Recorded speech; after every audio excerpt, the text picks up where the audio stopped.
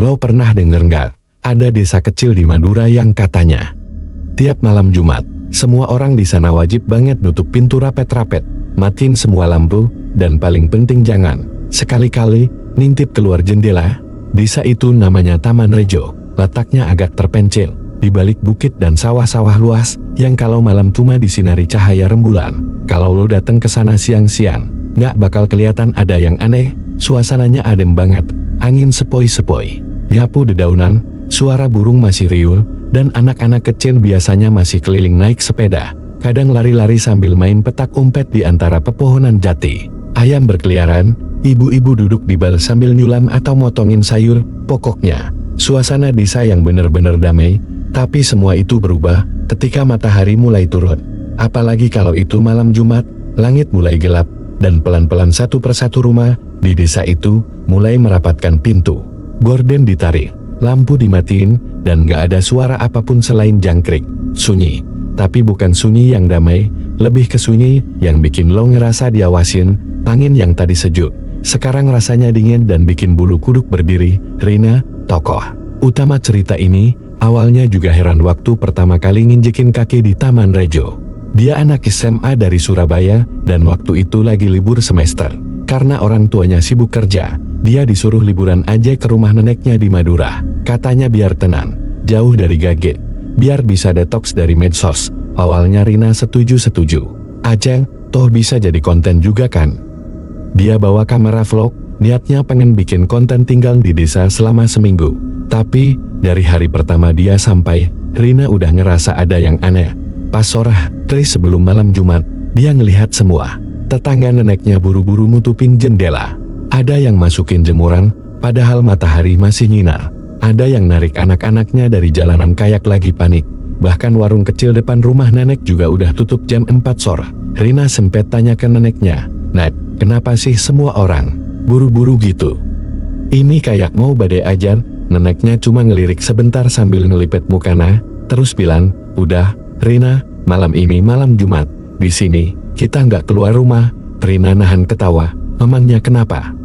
Ada apa emangnya?" Neneknya ngusap kepala Rina sambil bilang pelan, "Nggak semua hal perlu kamu tahu, Rin, tapi kamu nurut, ya. Jangan buka pintu, jangan buka jendela, jangan lihat keluar, apapun yang kamu dengar, dim aja." Waktu malam beneran turun, suasana berubah drastis. Biasanya kalau malam-malam di desa, masih ada suara orang ngobrol, suara motor lewat, atau kadang ada anak muda nongkrong depan rumah. Tapi malam itu bener-bener sepi total, bahkan suara jangkrik pun tiba-tiba hilang, kayak semuanya ngumpet, termasuk alam. Rina yang belum ngerti apa-apa masih santai-santai aja di kamar. Dia sempat main TikTok, dengerin lagu pelan-pelan, sampai akhirnya sinyal drop, dan lampu rumah mulai kedap-kedip. Neneknya langsung masuk kamar dan matiin lampu. "Jangan dinyalain, ya ini waktunya," kata nenek, setengah bisit, matanya serius. Rina mulai panik. "Waktunya apa, Nek?" Neneknya cuma narik napas panjang, terus duduk di samping kasur, komat kamit baca doa. Di tengah kesunyian itu, terdengar suara kayu berderak, pelan banget, tapi jelas, kayak suara kayu tua diseret di atas genteng. Rina langsung merinding. Dia ingat kata-kata tetua desa yang sempat dia dengar dari ibu-ibu pasar siang tadi. Kalau kamu dengar suara kayu di langit, itu tandanya keranda terbang lagi cari tumbal. Awalnya Rina kira itu cuma lelucon atau cerita hantu yang biasa beredar di desa, tapi suara itu makin jelas. Suara kayu yang berat, yang gerak pelan, kayak sesuatu yang melayang di langit, nyeret dirinya sendiri dari satu rumah ke rumah lain. Rina mulai gemeteran. Dia berusaha neken rasa penasarannya, tapi rasa ingin tahu itu makin besar. Dia mulai nunduk ke bawah jendela, ngerasa tangannya gatal pengen narik gorden, dan ngintip dikit aja, cuma dikit. Tapi neneknya langsung pegang tangan Rina genggam erat. "Jangan lihat, sekali kamu lihat, dia bakal lihat kamu juga." Suara kayu makin dekat. Sekarang ada bunyi angin yang menderu pelan. Jendela kamar mereka bergetar kayak ada yang lewat deket banget. Bahkan kaca jendela itu kayak berembun sendiri. Padahal di luar kering. Rina nekan tubuhnya ke dinding, ngerasa dingin merambat sampai ke tulang. Suara itu berhenti tepat di atas rumah. Beberapa detik, semuanya diam. Bahkan napas pun rasanya susah. Lalu suara itu perlahan menjauh, pergi ke arah gang kecil di belakang rumah. Setelah sekitar 1 jam yang kerasa kayak seharian, Suasana kembali tenang, jangkrik kembali berbunyi, lampu rumah perlahan nyala lagi. Nenek baru buka mulut setelah semuanya tenang. Kamu lihat? Tanya nenek. Rina langsung geleng, tenggat, Nek. Aku takut. Nenek tersenyum kecil, tapi wajahnya masih serius. Bagus, tapi kamu harus tahu, banyak yang gak sekuat itu. Kadang, rasa penasaran itu yang merusak hidup seseorang. Rina dalam hati dia masih gak percaya. Keranda terbang, masa iya?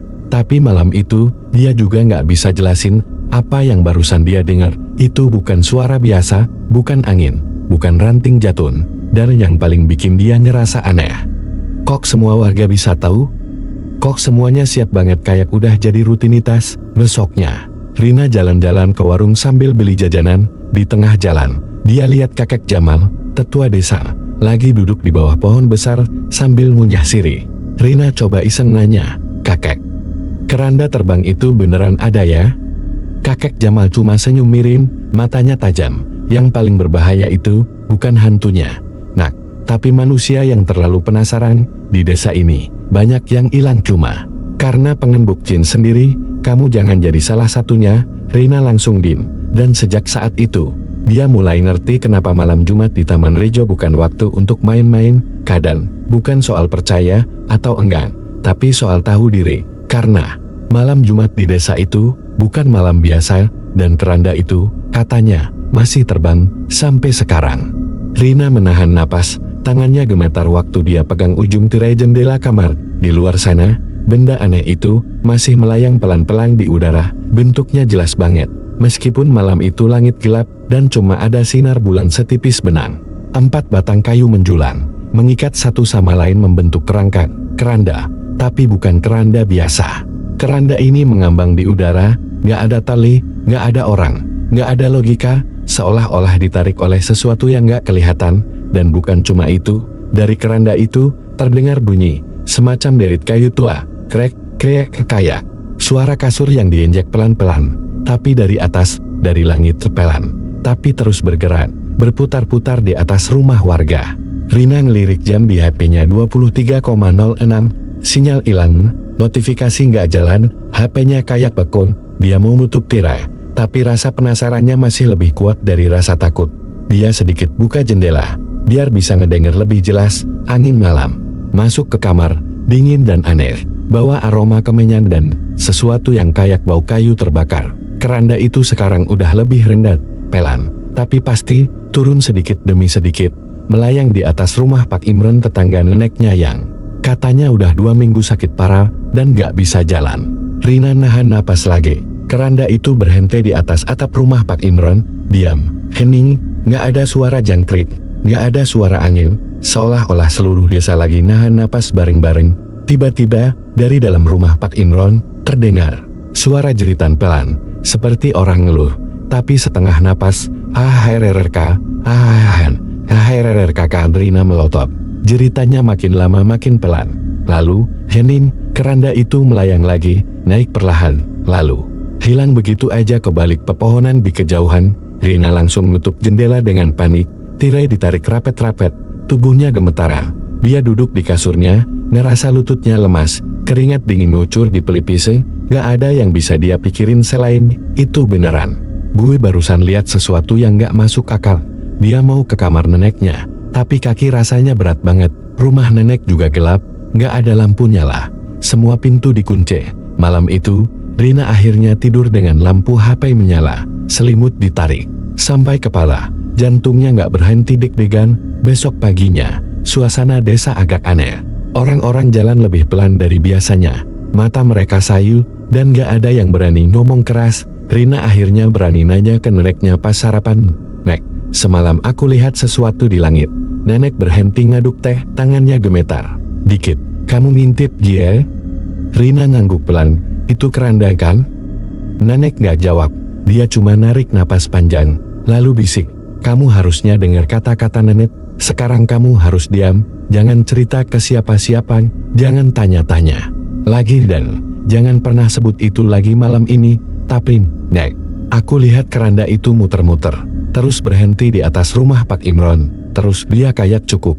Nenek bicara dengan suara yang gak pernah Rina dengar sebelumnya, tegas dingin. Kalau kamu pengen aman selama liburan di sini, kamu harus nurut.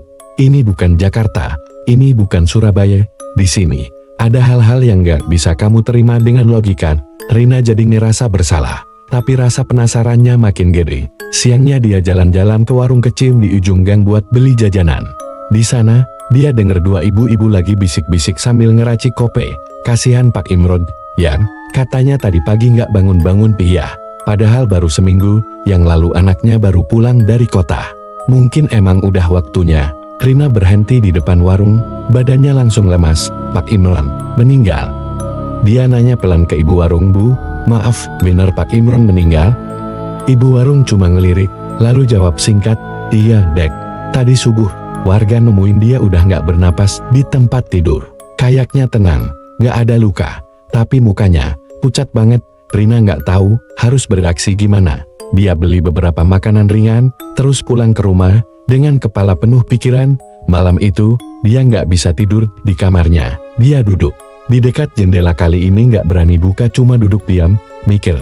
Apa itu ngambil nyawanya Pak Imran? Kenapa cuma malam Jumat? Apa cuma di desa ini? Jam terus berjalan. 23,15, nggak ada suara keranda malam ini. Tapi ada suara lain, kayak bisikan, suara dari langit. Rina ngecek sekeliling, suara itu pelan banget, kayak gumaman. Dia tempel kuping ke dinding. Tapi suara itu datangnya dari atas, dari atap dia. Lari ke bawah, tapi rumah nenek sepi, neneknya udah tidur. Rina beraniin diri buka pintu belakang sedikit, cuma sedikit. Angin malam masuk dingin, dan di kejauhan, dia dengar suara, semacam nyanyian, suara yang gak jelas liriknya, pelan, bergema, kayak suara doa yang dibaca terbalik. Dia langsung tutup pintu, napasnya ngos-ngosan, tangannya dingin. Tapi yang paling bikin dia takut, suara itu kayak manggil namanya, Rina. Malam itu, dia nggak tidur sama sekali. Besoknya, dia demam. Rina terbangun di kasur dengan kepala berat, tubuhnya lemas, dan tenggorokan kering. Cahaya pagi masuk dari sela-sela tirai, tapi rasanya malah menyilaukan. Badannya panas dingin, pelipisnya basah oleh keringat. Nenek duduk di sebelah ranjang, megang semangkuk air hangat dan handuk kecil. "Kamu panas, Rin, tidur aja dulu, ya," kata nenek sambil nempelin handuk ke kening Rina. Rina cuma bisa angguk pelan, tapi pikirannya masih muter-muter. Suara dari langit itu bisikan yang manggil namanya. Keranda yang muter di atas rumah warga, dan kematian Pak Imron, semuanya muncul kayak film yang terus diputar ulang di kepalanya. "Nek, semalam aku dengar suara manggil namaku," bisik Rina. Pelan, nyaris seperti gumaman. Nenek berhenti sebentar, mukanya berubah tegang. Tapi dia nggak jawab, dia cuma berdiri, ambil semangkuk air, dan keluar kamar. Rina tidur lagi, atau mungkin cuma mereng. Karena pikirannya nggak tenang, beberapa kali dia kebangun, karena suara-suara aneh, kayak pintu berderit, langkah kaki pelan di luar kamar, bahkan suara bisikan dari balik dinding. Tapi setiap kali dia bangun dan dengerin, semuanya hening. Sore harinya, demamnya agak turun. Rina duduk di teras rumah, sambil minum teh buatan nenek. Angin sore semilir, tapi desa masih terasa sunyi. Nggak ada anak-anak main, nggak ada suara motor lewat, bahkan burung pun jarang terdengar. Rina nekat buka obrolan. "Nek, kenapa keranda itu bisa muncul? Dari mana asalnya?" Nenek menatap langit yang mulai berubah jingga, matanya sayu. Lama dia diam, sebelum akhirnya bilang pelan, "Itu bukan keranda biasa, Rin, itu bukan buatan manusia." Terus, "Kenapa bisa muter di desa ini? Cuma malam Jumat lagi?" tanya Rina. Nenek menghela napas panjang. "Dulu, waktu nenek masih muda, desa ini pernah dilanda pakai bluk. Banyak orang mati tiba-tiba. Nggak sakit, nggak apa-apa, tapi malamnya tidur. Paginya udah kaku. Ada dukun tua dari luar desa bilang, itu bukan penyakit biasa, itu kutukan. Kutukan dari siapa? Dari seseorang yang dulu dihukum nggak adil di sini. Katanya dia dibunuh waktu malam Jumat, dan jasadnya nggak dikubur dengan layak. Kerandanya nggak pernah sampai ke kuburan. Sejak itu, malam Jumat jadi malam yang ditakuti. Setiap malam Jumat, keranda itu muncul lagi, nyari rumah yang pernah menolak dia." Rina merinding. "Tapi aku bukan orang sini, Nek. Aku dari Surabaya." "Tapi, kamu melihat, kamu dengar, dan itu cukup buat dia ngikutin kamu." Jantung Rina langsung berdegup kencang. "Maksudnya, dia ngikutin aku sekarang?" Nenek nggak jawab, tapi sorot matanya cukup jelas. Ada ketakutan di sana. Malam Jumat berikutnya datang lebih cepat dari yang Rina harapkan. Hari-hari di desa seolah berjalan lambat, tapi begitu matahari terbenam di malam itu, semuanya berubah. Lagi-lagi rumah jadi gelap, lampu dipadamkan, jendela ditutup rapat, gorden ditarik, dan semua orang seolah lenyap dari kehidupan. Tapi malam ini beda. Rina nggak bisa tidur, meski udah coba nutup mata. Pikirannya was-was. Entah kenapa, suara di kepalanya makin keras, bukan suara orang, tapi semacam getaran, kayak ada sesuatu yang manggil, tapi bukan dengan kata. Dia berusaha tahan, tapi sekitar jam 11 malam, hawa kamar berubah, dingin banget. Padahal nggak ada AC, jendela ketutup, tapi suhu kamar turun drastis. Nafasnya keluar uap, kayak di kulkas. Rina bangun, duduk di ranjang sambil peluk lutut. Lampu HP-nya nggak mau nyala, baterainya penuh, tapi layar cuma gelap. Lalu, suara itu datang lagi, krek, dari atas, dari langit-langit rumah. Rina nekat buka tirai sedikit, tapi malam ini langitnya lebih gelap dari sebelumnya. Awan hitam pekat menutupi bulan, tapi keranda itu muncul lagi, kayu panjang, 4 tiang, kain putih lusuh menutupi kerangka, dan gerakannya pelan, seperti diseret angin yang nggak ada. Tapi ada yang aneh. Kali ini, keranda itu nggak langsung muter-muter. Dia diam, menggantung tepat di atas rumah nenek. Rina panik. Dia lari ke kamar nenek, tapi pintunya terkunci. Dia gedor pelan-pelan. "Nek, buka please." Tapi nggak ada jawaban dari balik pintu. Rina bisa dengar suara, seperti orang membaca doa dengan pelan. Tapi bukan nenek. Suaranya berat, dalam dan bukan bahasa Indonesia. Rina mundur. Dadanya sesak. Dia balik ke kamarnya, dan tiba-tiba, angin kencang masuk dari bawah pintu, berer-tetete. Semua kertas di mejanya berterbangan, jendela bergetar, cermin jatuh dan pecah. Rina menjerit pelan, peluk bantal sambil tiarap di bawah ranjang, dan suara itu datang lagi. Rina, sekali ini, jelas banget Rina. Suara pelan, berat, kayak dari seseorang yang udah lama terkubur. Lalu pintu kamar terbuka pelan, krek, tapi bukan nenek.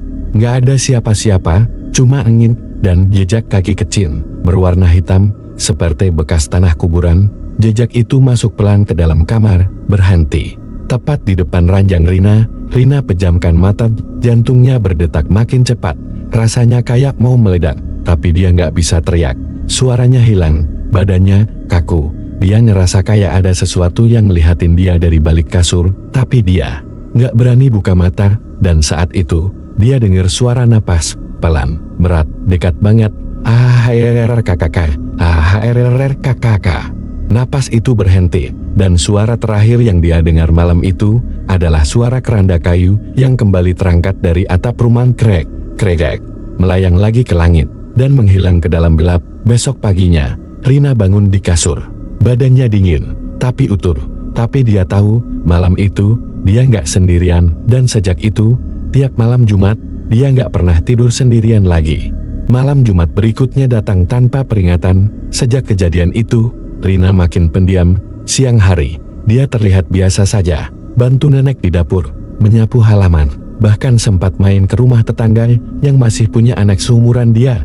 Tapi, malam hari, Rina berubah. Setiap menjelang malam Jumat, wajahnya pucat, matanya cekung, dan tubuhnya sering gemetar tanpa alasan jelas. Nenek tahu ada yang nggak beres, tapi dia juga nggak banyak tanya. Mereka berdua seperti sepakat untuk diam, karena yang paling menakutkan justru bukan apa yang mereka lihat, tapi apa yang masih mereka pendam dalam diam itu. Hari itu, Rina lagi duduk di teras, menatap ujung jalan desa. Langit sore terlihat kelabu. Angin berhembus lembut, tapi membawa bau tanah basah yang aneh. Seolah desa ini nggak benar-benar ada di dunia nyata. "Nek," kata Rina pelan, "kalau aku pengen tahu siapa orang yang dikutuk itu, siapa yang harus aku tanya?"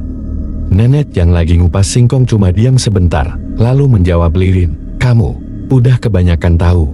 Rina tetap menatap neneknya, tapi kayaknya dia pengen aku tahu. "Semalam aku mimpi, dia duduk di pinggir ranjangku, pakai baju putih, mukanya ditutup kain kafan, tapi tangannya hitam penuh tanah. Dia nggak ngomong apa-apa, cuma duduk dan ngelihatin aku lama, terus nunjuk ke belakang rumah." Nenek berhenti ngupas, tangannya gemetar sedikit. "Kamu jangan pernah ke belakang rumah malam-malam. Rin, apalagi malam Jumat. Di sana, tanahnya masih punya sisa kutukan. Rina mengangguk. Tapi dalam hatinya, rasa penasaran semakin gak bisa dibendung. Jam 9 malam, desa kembali gelap. Udara seperti berhenti, gak ada angin, gak ada suara. Bahkan dedaunan pun seakan enggan bergerak. Rina berdiri di depan jendela kamarnya, memperhatikan bayangan samar pepohonan yang seperti menunduk dalam ketakutan. Nenek sudah tidur, atau pura-pura tidur Rina gak tahu, dan akhirnya, Rina nekat. Dia buka pintu belakang pelan-pelan, bau anyir langsung menyengat hidungnya. Cahaya bulan yang tertutup awan menambah suasana jadi lebih kelam di belakang rumah. Nenek, ada sebuah kebun kecil yang dikelilingi pagar bambu, tapi di pojok kebun itu, ada tanah yang berbeda warnanya, lebih hitam, lebih basah, seperti habis digali dan dikubur lagi. Rina jalan pelan ke sana, detak jantungnya makin cepat. Setiap langkah kaki seperti makin berat, seolah ada tangan-tangan tak terlihat yang menahan pergelangan kakinya. Begitu dia sampai, dia jongkok dan menyentuh tanah itu. Dingin, tapi bukan dingin biasa, dingin seperti menyimpan kematian dan tiba-tiba tanah itu bergetar, seolah ada sesuatu dari bawah yang ingin keluar. Rina mundur, jatuh terduduk. Tanah itu makin bergolak, dan suara pelan terdengar dari bawah. Pulangkan. Pulangkan aku. Rina berdiri sambil mundur, tapi kaki kanannya tersandung akar pohon kecil. Dia jatuh lagi, dan kali ini tanah itu pecah, sebuah tangan keluar, hitam, penuh tanah, kuku panjang, jemari kurus. Tangan itu mencengkram udara, lalu muncul kepala, tertutup kafan, tapi ada darah kering menempel di kain putihnya. Rina menjerit, tapi suaranya serak, gak keluar. Sosok itu bangkit setengah tubuh dari balik kain kafan. Dia terdengar menggeram. Aku tidak dibenarkan. Aku tidak diterima. Keranda ini tidak sampai. Tiba-tiba dari dalam rumah, terdengar suara nenek memanggil dengan panik. Rina, lari, lari. Nenek muncul dengan obor kecil di tangan dan sebuah keris tua. Dia tusukkan keris itu ke tanah, dan dalam sekejap, sosok dari tanah itu menjerit. Tanah kembali menggulungnya masuk ke bawah, seperti ditelan bumi. Rina ditarik nenek, dibawa masuk rumah. Nenek langsung menutup pintu dan menyiramkan air dari kendi tanah liat ke ambang pintu sambil membaca doa-doa. Setelah semuanya tenang, Rina duduk di lantai sambil terisak. Nenek juga terduduk lemas. Nenek gak bisa bohong terus, ucapnya. Lirik, siapa dia, Nek? Siapa dia yang minta dipulangkan? Dia adalah ayah kandung ibumu. Rina kaget, maksudnya kakakku. Nenek mengangguk, mata berkaca-kaca dulu. Dia difitnah warga, katanya dia pelihara tuyul. Warga nggak terima karena sawah-sawah mereka gagal panen dan nyalahin dia. Akhirnya, dia diusir. Tapi sebelum bisa pergi, dia dibunuh. Mayatnya nggak dikubur layak.